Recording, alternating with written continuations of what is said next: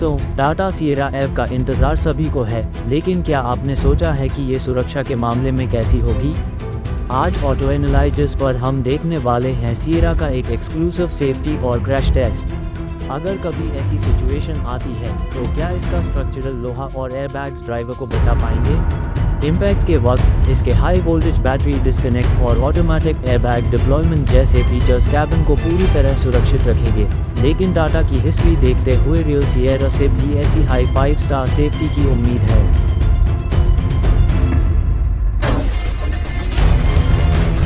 The most dangerous crashes are the ones we expect. आपको क्या लगता है, क्या सिएरा आने के बाद बाकी एसयूवीएस की छुट्टी कर देगी? कमेंट में बताओ। Not for the crash, but for what comes after it.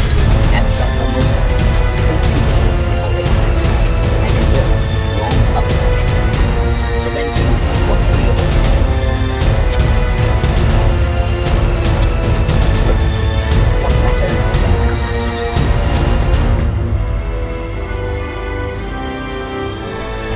and preserving safety beyond the impact.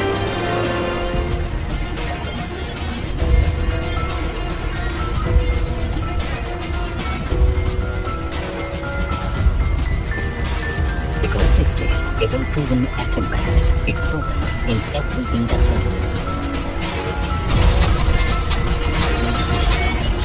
Safety that's proven legendary.